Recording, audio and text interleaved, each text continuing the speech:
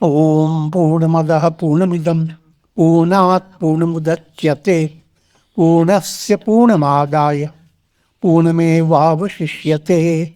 Om Shanti Shanti Shanti. Om Brahmanandam Param Sukhadam Kevalam Jnanamurtim Dvandvatitam Gagan Sadrisham Tattvamasya Laksham Ekam Nityam Vimalamacha Sarvadhi Sakshi Bhutam Bhavatitam Trigunarahitam Sadgurum Tam Namami. Om. Adorations to Sadguru, who is Brahman, the giver of supreme bliss, embodiment of pure consciousness, one without a second, vast as the ether, infinite, eternal, beyond the three gunas and their modifications, the supreme preceptor. Yoga Vasistha, Sthiti Prakaraṇa, and we are going towards the section 17. We have just concluded the story of Sage Śukrācārya. Just to give you just little essence. The story commenced with Sage Bhrigu practice going deep into samadhi, and his son, young man, who was always serving his father. Both had wonderful, loving relationship. So when father is in deep samadhi, son continued his own way of practicing yoga, sadhana. And at one time, while he entered into meditation, suddenly his mind began to see a kind of a dream. He fell into the trap of mental world. You never know. When you're working with your mind, you will never know whether you are with your body or without the body. Who cares? See, I'm simply pointing out. Even the awareness, my body is meditating, and body is in a meditative pose, and I'm meditating. Both are from the mind. The body doesn't know anything. You have to study medical science.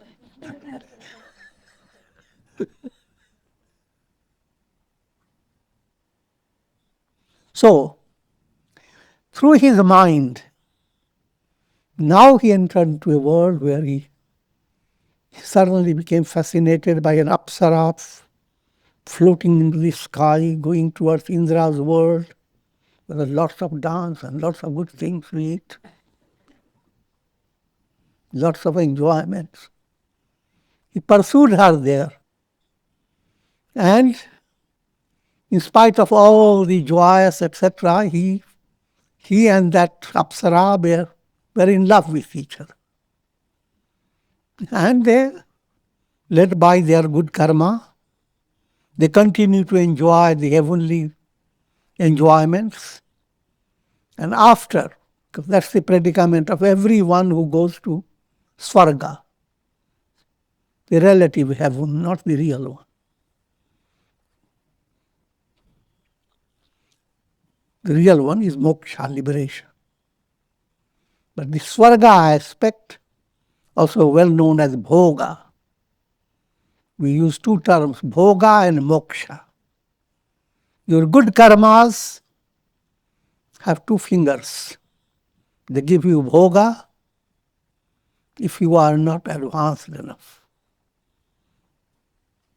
Mokṣa, liberation. If sattva,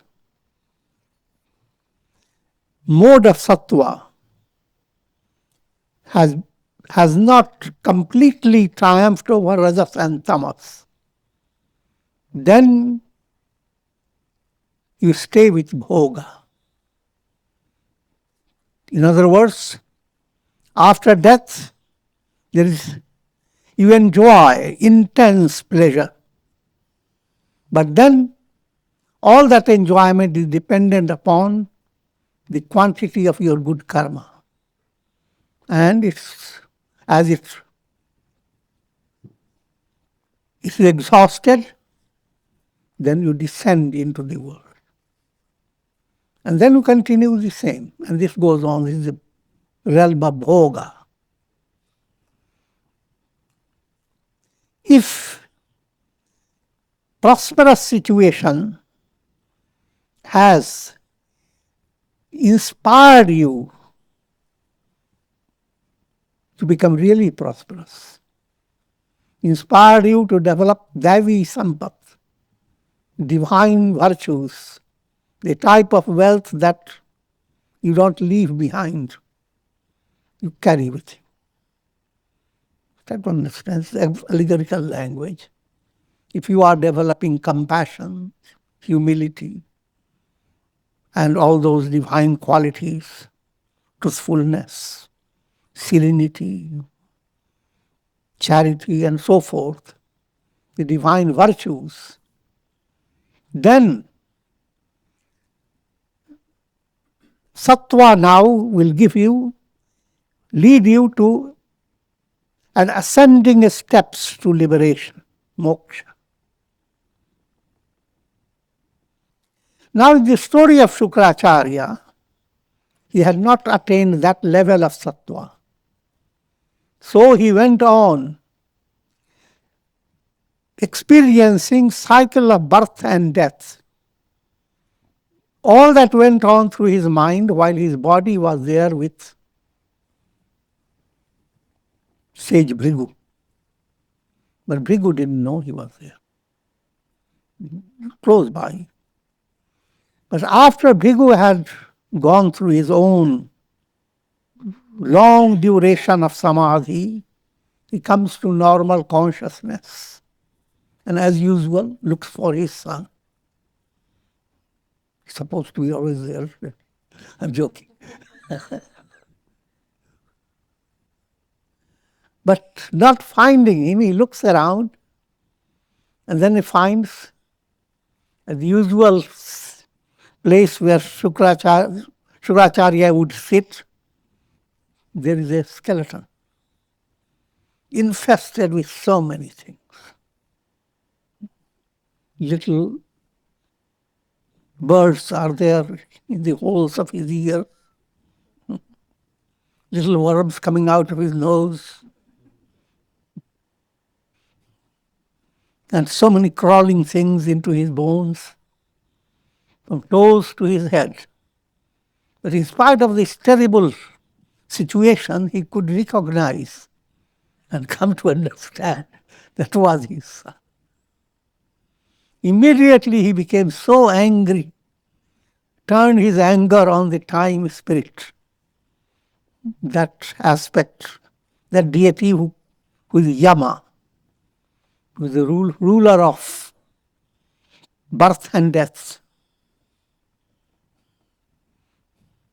And Yama, time spirit, Yama has two synonyms, called Yama, Lord of Death, and Kala, time spirit. Time spirit gave insight into the fact that it was not his responsibility or his job to do anything that is not according to one's karma. Time spirit was only handling the divine plan of every soul must experience its karmic process.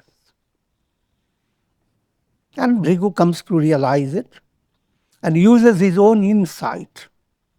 And he is able to see how his beloved son Shukra has gone through so many embodiments.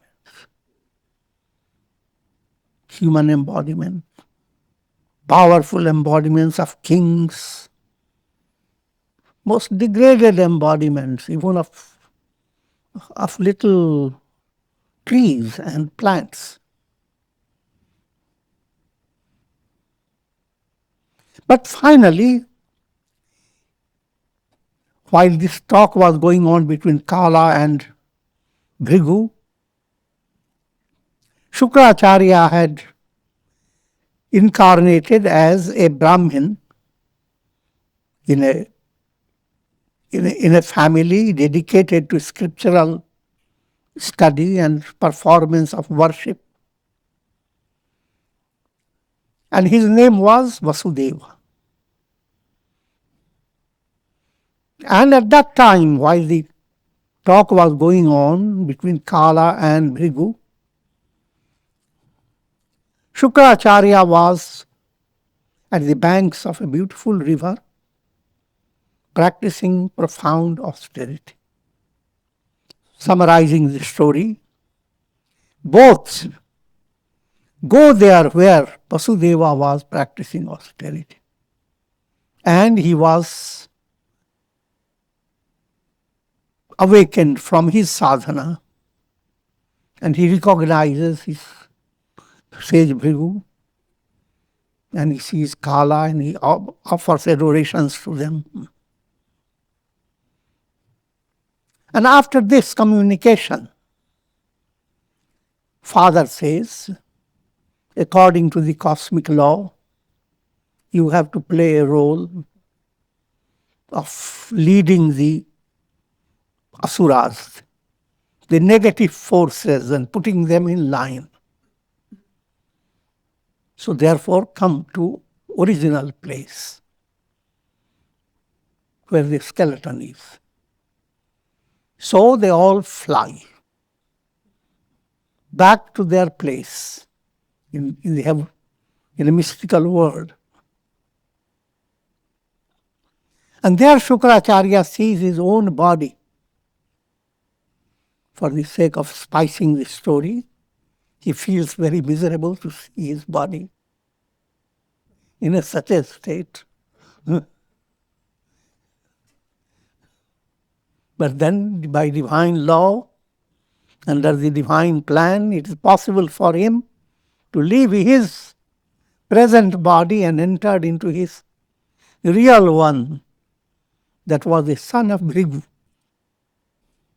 And the scripture describes in a very literary way and joyous way how this skeleton suddenly becomes free from all those creatures.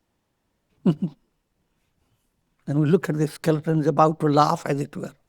But then flesh and blood comes in. He's not looking at the skeleton. He's looking at the lips, looking at the nose. Eyes begin to flicker. I'm also spicy. The whole body is revived by magic. And then Śukrācārya comes up, gets up as if he had delayed, reverencing his father. Soon the body became well formed and consciousness returned to it. Having regained his previous body, Śukrācārya stood up and adored his father with a voice as deep as a rumbling cloud. This is not to follow as an example. It's just allegorical.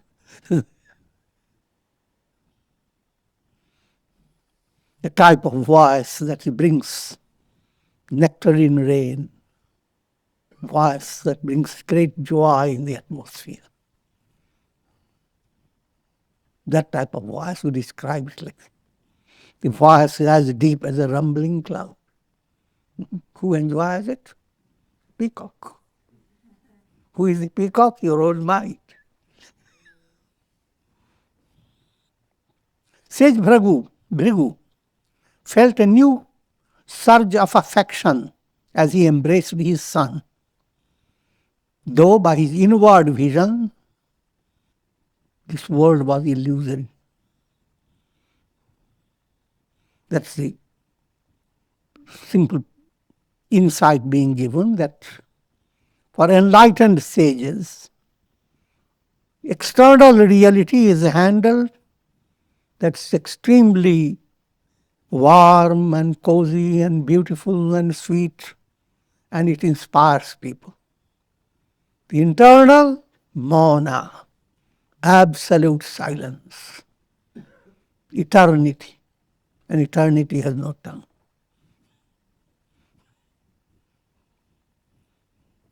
But without tongue, eternity has mystic eloquence, song of eternity. Just giving you some imagination. In the course of time, Śukrācārya accepted the role of becoming the preceptor of the Asuri race. And even now he continues to perform that role. Though performing this duty, Sri Śukrācārya ever abides in the self and is ever detached from the world process. Section 17. Sri Rama asked, O sage, how is it that Śukrācārya attained the object of his desire, while there are many who are unable to fulfill their desire? Subtle insight is being given in relation to the term desire. Every soul comes with desire, kama. More extended way called Kṛṣṇa, translated as thirst. Every soul is a dear one, it's a dear. But the deer of what gets deluded by Mriga Kṛṣṇa? Thirst, to quench the thirst. But then the deer doesn't know where to get that source that will quench the thirst. The soul doesn't have illumined vision. As long as the soul is not enlightened, it lacks illumined vision. Now the soul wants to be happy in the realm of mirage. And mirages are plenty. You work very hard to go into the mirage. You see water shimmering. And as deer goes into the water, very thirsty, and starts sipping it. But by this time, brain gets damaged. So even though the deer is not really sipping it, it imagines all the sweet tastes coming from the water. Ends up dead. Now coming back to more philosophical way of understanding desire. There are two causes for the fulfillment of a desire. First, Citta Śuddhi.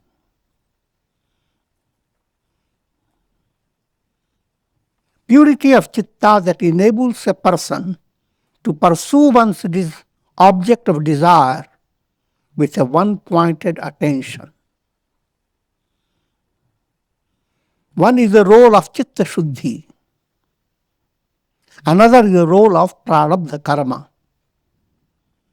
Your personality is mixed up. Certain things happen in your life, led by your prārabdha karma, fructifying karma that you generated in the past.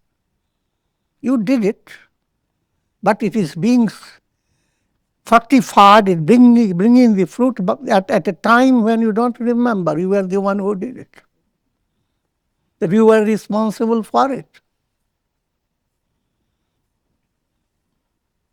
So now things develop, happen according to your own desire. But that desire is now in the form of karma, led by your karma. And it can happen both ways. It can be according to your wishes. That means it may be prosperity,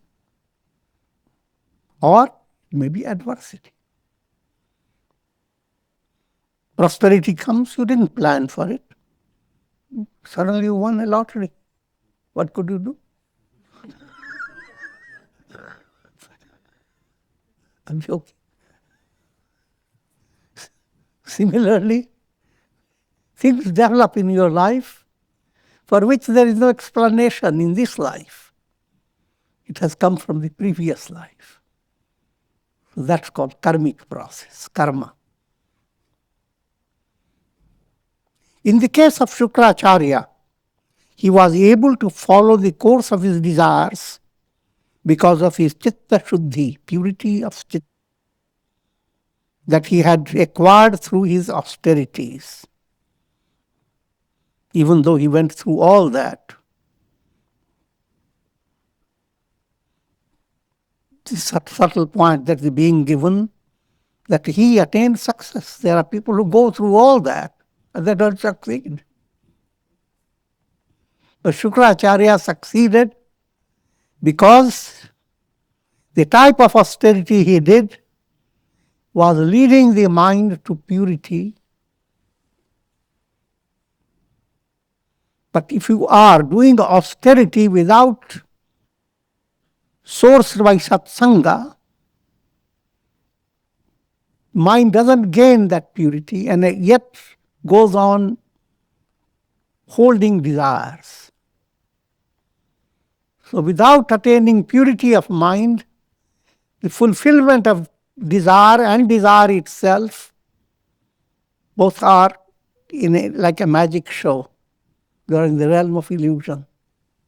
Your desire itself is not real. Remember Narada's desire to become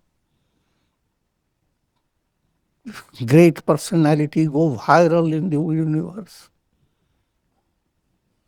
And Lord Vishnu gives him monkey face.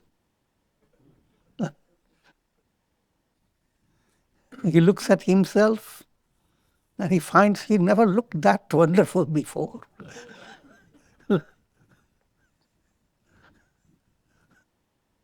But the very look that gives him that idea, the look of a monkey. Monkey face. So what happens to desire? If heart is not purified, or your sadhana is not leading to the degrees, ascending steps of purification, then the only solution is that you will come back again and again, the cycle of birth and death. As the mind increases in purity, it develops the ability of becoming modified into any object it thinks of with keen attention. This point will be understood with more insight into Rāja Yoga. State of mind and the way you interact with objects and people around you. Everyone doesn't have the same state. The mind is mostly distracted in majority of people. So through a distracted state of mind, when you are looking at your relative, your son, daughter, husband, wife, whomsoever, you have already made up your mind what the person looks like, what the problem, with what problem the person has come to you. And even before the person has to say something, you have already remedied.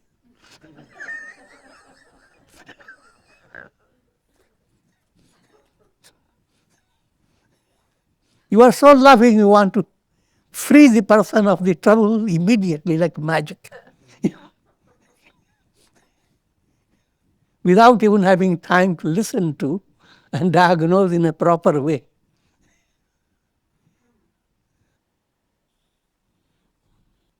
So in other words, you are not tuning to the person with whom you are interacting. When Citta Śuddhi starts, you are more in tune than the other aspect of working with imaginations.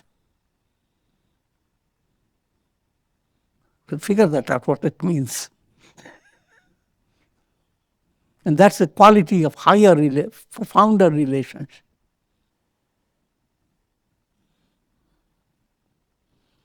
Rāja Yoga uses the term samapatti.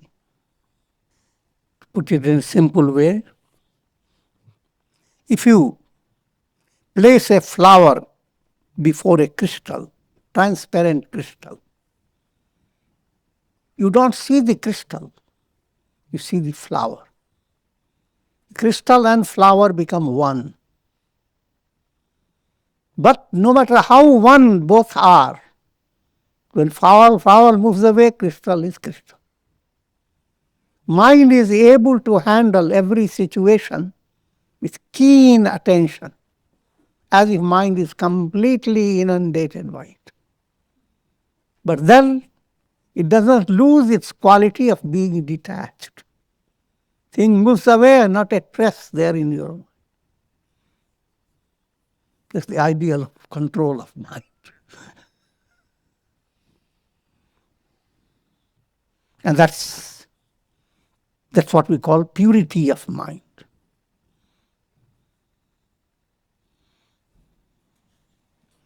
Just as the surface of a lake is modified into waves through the action of wind, in the same way, the mind of a yogi assumes the form of any object through the force of his desires. In other words, his mind can understand all different minds and different personalities without being affected by them. And that's the great quality. If that is not there, then you will not be really serviceable to people.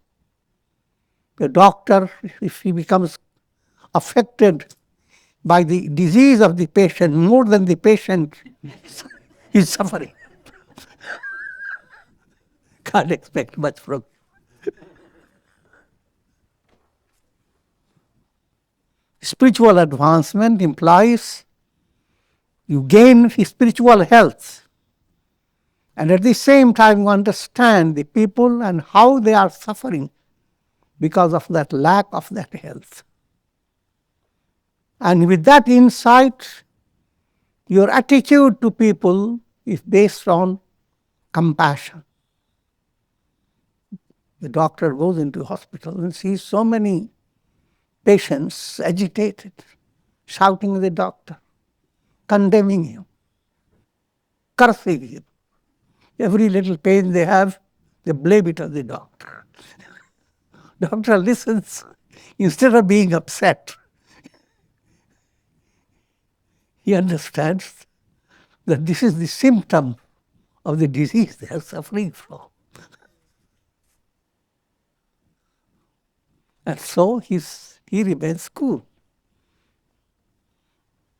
The moral of that's the ideal one must work for. When you look at the world of positive people, negative people, complex people, and when you are constantly affected by them, influenced by them, no matter how things happen, the deep core ideal to understand that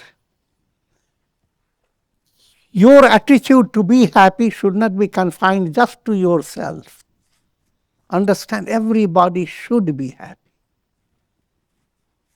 And that happiness is the only remedy for all the troubles of this world. If unhappy people have done something criminal, and now your You keep the person intensely in that state of pain constantly. What have you done? You have not cured. Yes, from the point of view of the eyes of people, a criminal has been punished. He may be sentenced to death. But the crime he did, the soul that is there suffering from karma, is coming back. Not for you, but for your children, your coming generation. So you are not really curing it. Every soul experiences a world of its own according to the structure of the mind. But as the mind attains increasing degrees of purity, the soul experiences the spontaneity of fulfillment of all its desires. The ultimate realization, when the soul realizes, who am I? When a reflected sun realizes, I am the sun, then all its reality about how should I make friends with those reflected suns. And if those reflected suns flow through a deflected movement. I'm joking. All that problem, the countless problems, when you turn your attention to reflected sun, every little dewdrop comes with a shine. But all that remains transient. But at the same time, what is shining is the sun. And that sun has not undergone any change. It remains the same. So, similarly, the real I am is pure consciousness, light of lights. That light of lights never suffers. And that you must gain that insight. I am not the body, not the mind, etc. I am pure Chaitanya, pure consciousness. In this movement, there is realization of who am I, whatever degree of you move towards it, to that extent, your desires begin to fade away. They are not satisfied in a worldly way, because satisfy a desire and desire outfoxes you. In the beginning, desire says, oh, you satisfied me. But wait. It's creating a longing for more. Dhyayato vishayan punsa. The more you think of objects, sangasteshu pajayate, you become so dependent upon the objects that you can't live without them. You try to keep the objects or relatives as close to yourself, and so forth. Sangasteshu sangat sanjayate kama. And this type of dependence on objects becomes the basis of desires. Now your desire is dependent upon those objects and how they are conducting themselves. But objects are not just material objects, human beings. You invite someone to stay with you forever. You love them. But that's your idea. How does the person will act? That you have no idea. And the person may feel as well deluded that a wonderful setting has come. I'm talking about the world relations. You can get out of that type of relationship by developing purity of love. If you love to see each other becoming more spiritually drawn, develop love of God, Godward movement. If you can introduce that in yourself or in others, then you don't have to worry about what type of love am I practicing. That love is divine. But if you don't have that insight, then your love is moha. Moha based, you don't know anything about it. Cat is seated loving a rat. Rat looks at the cat. Oh, looks so motherly.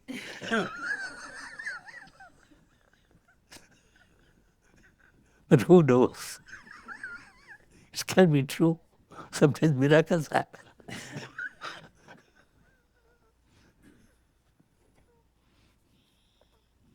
Just as a tree arises out a tiny seed, so too, out of the seed of ignorance, the world tree arises in various forms. Yet in truth, this world tree is illusory. And through this realization, the very seed in the form of ignorance is destroyed. The role of desire. You may say, what's desire? Desire is something little, the vast universe.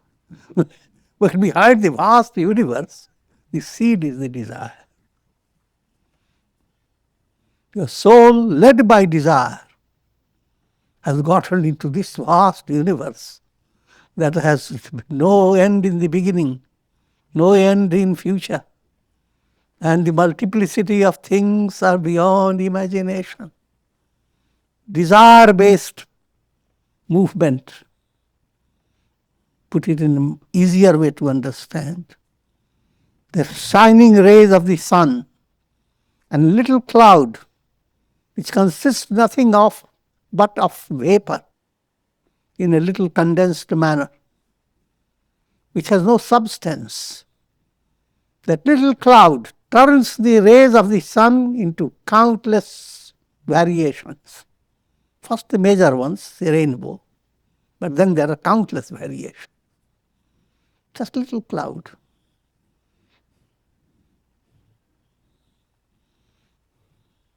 And when this enlightenment enters, the cloud begins to fade away.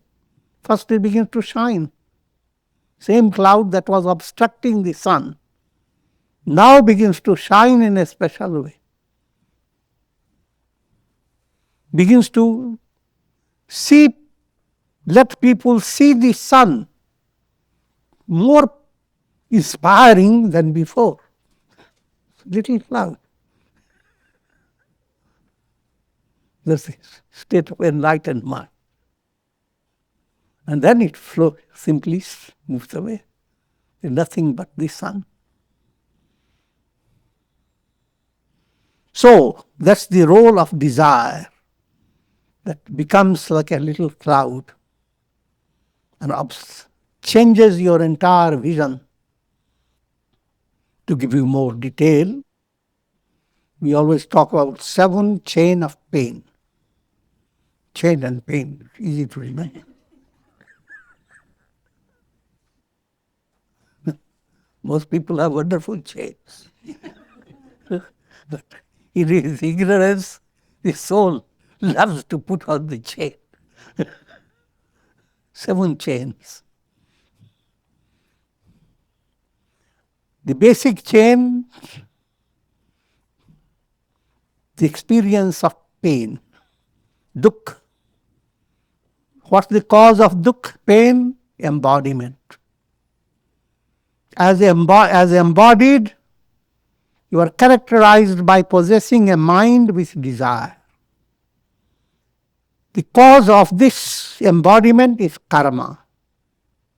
And karma is caused by mind that is swaying between attachment and hatred, rāga and dveṣa.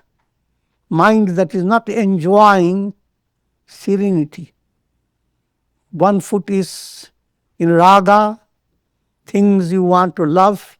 One thing is things that you want to hate. But sometimes the things you want to hate are so vast that your balance Standing is lost. So float one way or the other way. Joking. But as long as there is rāga-dveṣa, you are bound to create karmas. And karmas will give you embodiment, and embodiment will give you pain. But rāga-dveṣa is not the end of it. Rāga-dveṣa, attachment and hatred, is caused by egoism. Because your concept of your identity is in trouble. You don't really know whom you want to help. You simply know, yes, I want for myself. All the world is loved because of me. If I am not in me, then what's the use of world? But the I am your mind looking for is not real I am. Day by day, when you go to deep sleep, the ego I am is not there in your deep sleep state. Therefore, you don't have all the worries that you have of yesterday, today, tomorrow. Time itself evaporates. And don't miss anything about it. The profoundest wisdom is given by divine plan to every individual. Just think of it. And how to capture that sleep-like peace, even while living in the world, facing your challenges, and being dynamic in your goodness. Goodness is like a flower. Dynamism is just wafting with the fragrance. If flower doesn't have any fragrance in it, it's stupid.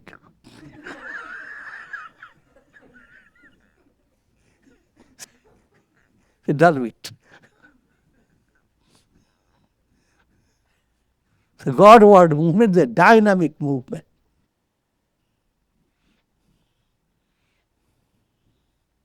Dynamic in the sense that the Godward movement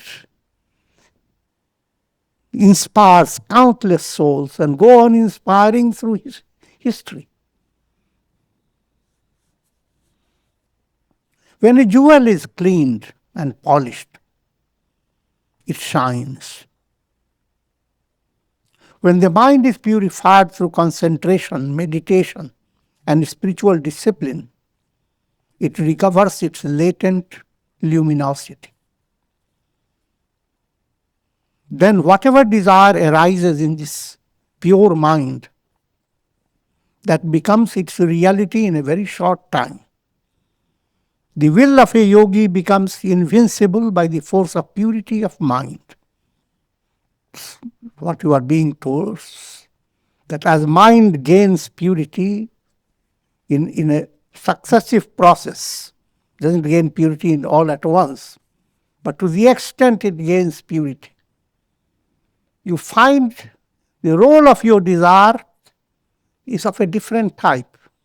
Firstly, you will not be desiring things that are tamasic, that are ugly, that are degrading. Your desiring process will be of a very advanced nature. Secondly, whatever you are desiring will be fulfilled faster and sometimes like a magic, depending upon your degree of. And you will find also adverse situations will not require too much effort to combat against adverse situations. They will simply evaporate. Hardly you are planning how to deal with it. You find it is not there by the time you come to catch the enemy. It's not there. So that's the role of purity of mind.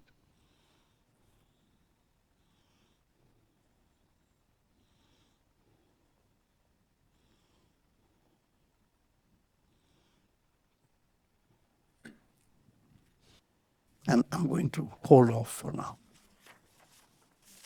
Om Trayambakam Yajamahe Sugantim Pushtivarsanam Urvarukmu Bandhanan Mrityor Mukhyamamritat. Om Purnamadaha Purnamidam Purnat Purnamudachyate Purnasya Purnamadaya Purnamevavashishyate. Om Shanti Shanti Shanti. Om Hari Om.